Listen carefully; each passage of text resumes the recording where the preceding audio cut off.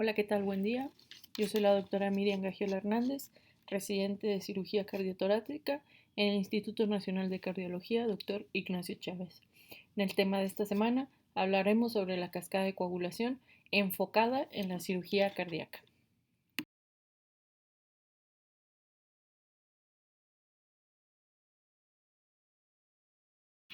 A modo de introducción, hablaremos sobre la hemostasia, la cual se considera como un conjunto de interacciones entre los componentes de la sangre y los de la pared vascular, responsables de impedir la fuga de sangre de dicho compartimiento. Esta misma es vista como un balance entre mecanismos procoagulantes y anticoagulantes, el cual, ante un evento nocivo, va a desencadenar un fenómeno altamente sofisticado de la coagulación, que inicia detectando la lesión vascular y generando un cambio de estado sanguíneo de líquido a sólido, el cual es adherente a la lesión. Actualmente se reconocen dos tipos de ella, la primaria y la secundaria, en donde la primera se reconoce principalmente por la formación del tapón plaquetario y la secundaria por la formación del coágulo y la fibrinolisis del mismo.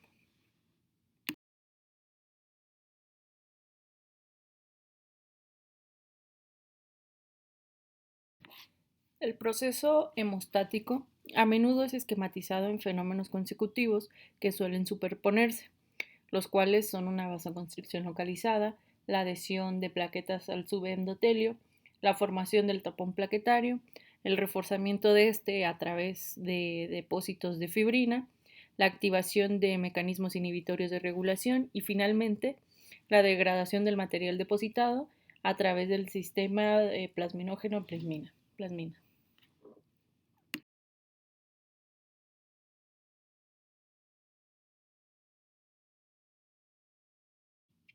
En cuanto a la teoría clásica de la cascada de coagulación, tenemos que fue propuesta por McFarlane en 1964 al descubrir que los factores de coagulación se activan unos a otros en una secuencia lineal de eventos.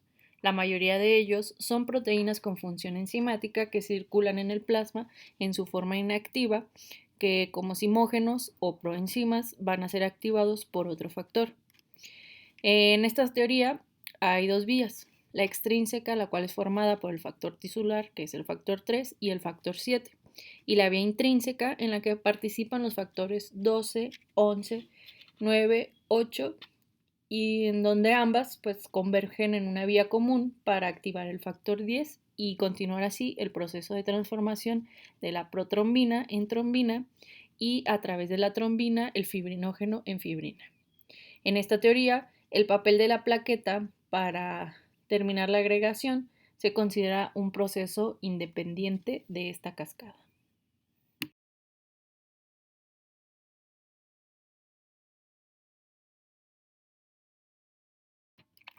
Para todo esto, debemos entender que la coagulación es un proceso dinámico y complejo en el que participan numerosas proteínas plasmáticas, conocidas como factores y cofactores.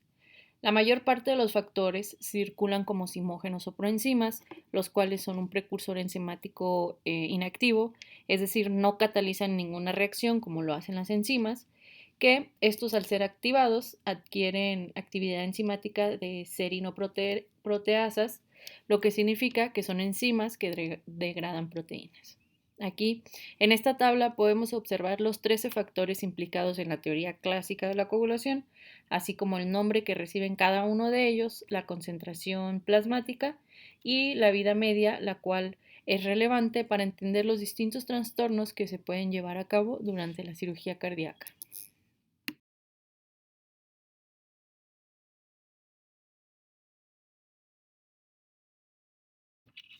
En cuanto a la vía clásica de la coagulación, tenemos a la vía intrínseca, llamada así porque todos sus componentes están presentes en la sangre, y la vía extrínseca, que necesita de la exposición de un componente externo a la sangre, tal como el factor tisular de la pared vascular o la tromboplastina tisular, para iniciar la activación de esta vía. En la vía intrínseca, la presencia de cargas negativas inicia el proceso a través de la activación del factor 12, que con los componentes del llamado sistema de contacto genera la activación del factor 11 a 11 activado, el cual es capaz de activar el factor 9.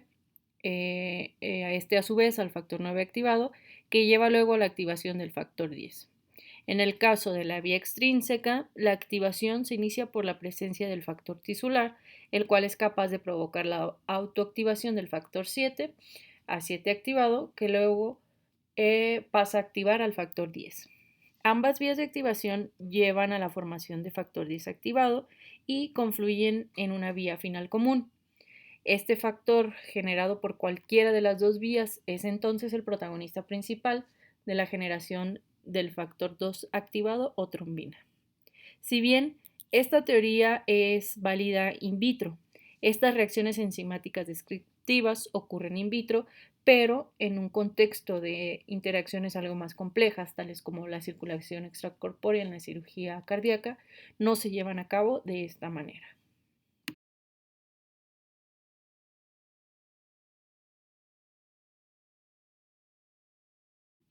Es por esto que tenemos la nueva cascada de coagulación, la cual fue propuesta en 1994 por investigadores de Houston y Carolina del Norte.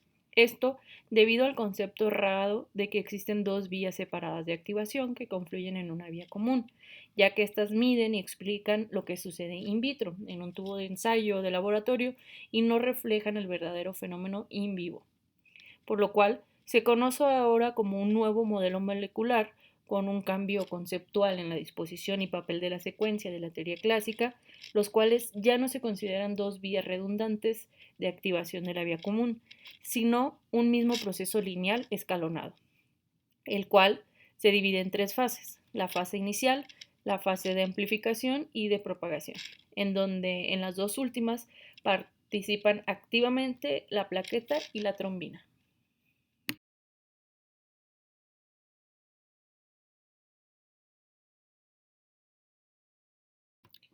En la fase inicial o de iniciación, el factor tisular, antes llamado tromboplastina tisular o factor 2, es una glicoproteína transmembranal, la cual funciona como receptor de procesos de inflamación y apoptosis, pero también se considera el iniciador de la coagulación.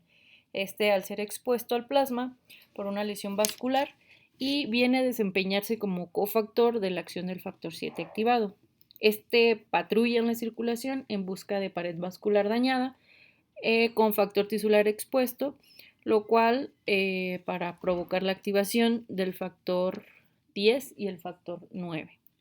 Esta fase produce una fugaz activación de la secuencia extrínseca y la común, que genera pequeñas cantidades de trombina. Posteriormente, el factor 9 y la trombina generadas tienen la capacidad de difundir en el plasma y alcanzar la superficie plaquetaria para desencadenar la siguiente fase, que es la amplificación.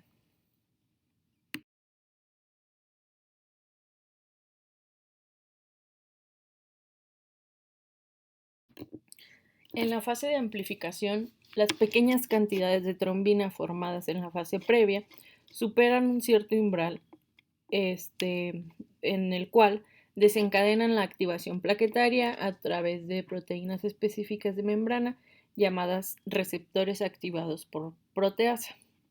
La activación plaquetaria genera un cambio rotacional en algunos lípidos de membrana, lo cual genera una superficie cargada negativamente que por medio de calcio adhiere y activa los factores de coagulación de la secuencia intrínseca y la común, con lo que facilita su cadena de reacciones a manera de múltiples asas de retroalimentación positiva, de modo que cada factor puede ser activado por su antecesor en la cadena de activación, pero también de manera alterna por la superficie de la plaqueta activada. En esta fase se genera más trombina, que a su vez reiniciará el proceso anterior activando más factor 9 en la superficie plaquetaria. Este ciclo se va a repetir de manera autosostenida, ya sin requerir nuevas secuencias de iniciación, y genera nuevas moléculas de trombina en cada ciclo hasta producirla en grandes cantidades.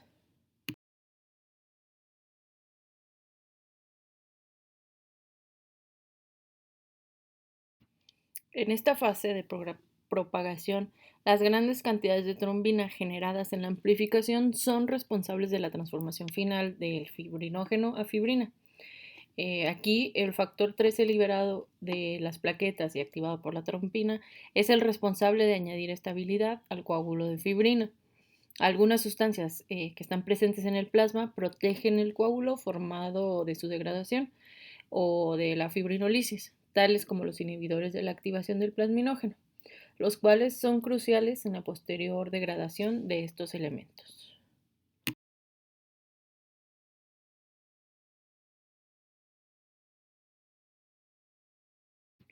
A modo de resumen, la secuencia extrínseca es ahora tomada en cuenta como la vía fisiológica de la iniciación, que produce pequeñas cantidades de trombina y activación plaquetaria, que a través de múltiples ciclos repetitivos de retroalimentación positiva sobre la vía intrínseca y la común, culmina en la generación de grandes cantidades de trombina, lo cual pues va a corresponder a la fase de amplificación, donde luego sobreviene la fase de fibrinogénesis y agregación plaquetaria, llamado en conjunto como la fase de propagación.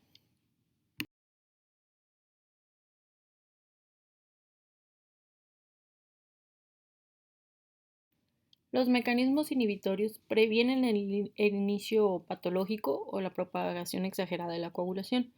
El primero de estos bloquea la iniciación a través de un polipéptido de cadena única producido por el endotelio sano, llamado el inhibidor de la vía del factor tisular. Otros son capaces de bloquear la coagulación una vez iniciada, tales como la antitrombina o antitrombina 3, que fisiológicamente es activada por el heparansulfato en el endotelio y farmacológicamente por la heparina. Esta actúa inhibiendo los factores 9, 10, 11 y 12 y a la trombina como tal. Otros de ellos que ayudan en este mecanismo inhibitorio son el óxido nítrico, la trombomodulina, prostaciclina, entre otros.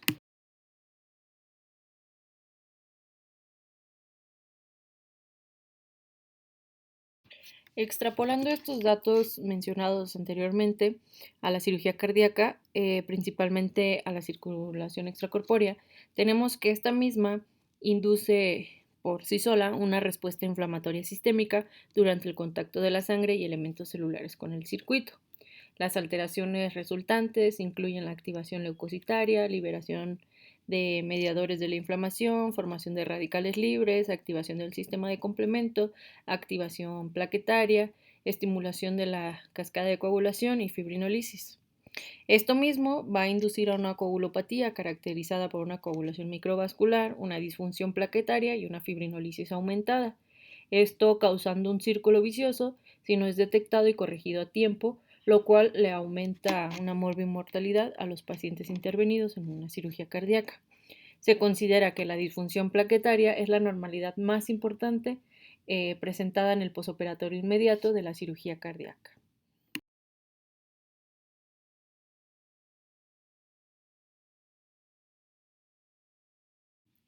Para llevar a un paciente de circulación extracorpórea es necesario la administración de un anticoagulante para que esté en contacto con el circuito y así prevenir las alteraciones previamente mencionadas. El anticoagulante ideal debe ser de fácil administración, de rápida acción, una fácil dosificación, predecible en cuanto a su mecanismo de acción, con una medición accesible y sobre todo que sea reversible. Es hasta hoy la parina el único que reúne estas cualidades para ser utilizado adecuadamente en la cirugía cardíaca. Este actúa como un agonista de antitrombina 3, con lo cual acelera la unión de la trombina 3 con la trombina.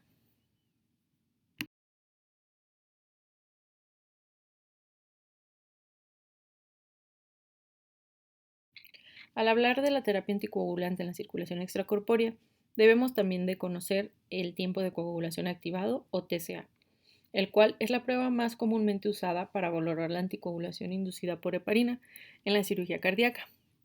Se trata de una prueba específica para medir la actividad o inhibición de la cascada intrínseca de la coagulación. Detecta la actividad del coágulo cuando un dispositivo mecánico deja de girar al magnetismo a 37 grados. Se lee en segundos con un valor basal normal de 80 a 140 segundos. Después de administrar la dosis de heparina, se toma la muestra cuyo valor debe ser con un mínimo de 400 segundos con sus respectivas variaciones, para considerarlo apto para iniciar la circulación extracorpórea y así evitar o reducir la activación de la cascada de coagulación de la misma.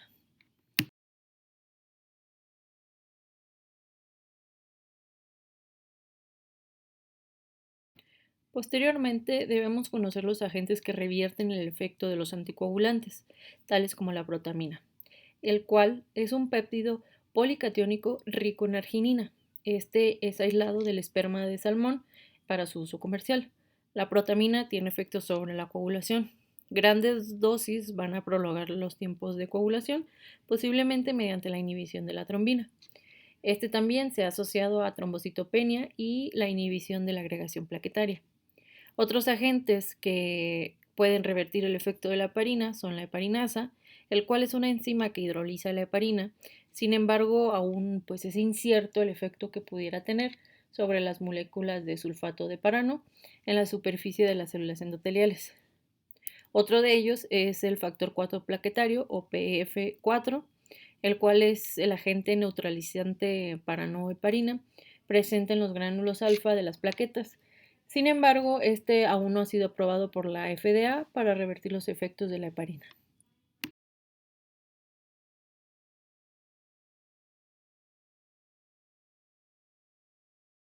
Los pacientes expuestos a dosis de heparina tienen el riesgo de desarrollar anticuerpos contra la heparina, tales como el PF4. La administración de heparina en presencia de estos anticuerpos puede resultar en una trombocitopenia inducida por heparina o en alguna otra complicación más grave. La trombocitopenia inducida por heparina es una enfermedad protrombótica seria, inmune, que se desarrolla en aproximadamente el 0.5 al 5% de los pacientes tratados con heparina y aumenta el riesgo de trombosis en estos pacientes. Generalmente, las plaquetas circulantes disminuyen hasta un 50% del valor previo a la administración de la heparina. Cuando se sospecha de una trombocitopenia inducida por heparina, todas las heparinas se deben de suspender, incluidas las de bajo peso molecular, soluciones con heparina para permeabilizar vías y también catéteres recubiertos con heparina. Aquí se recomienda no administrar concentrados plaquetarios, ya que estos agravan el estado de hipercoagulabilidad y de trombosis. En cambio, se debe optar por otras alternativas anticoagulantes, tales como el fondoparinux, el cual ha tenido buenos resultados en estos pacientes.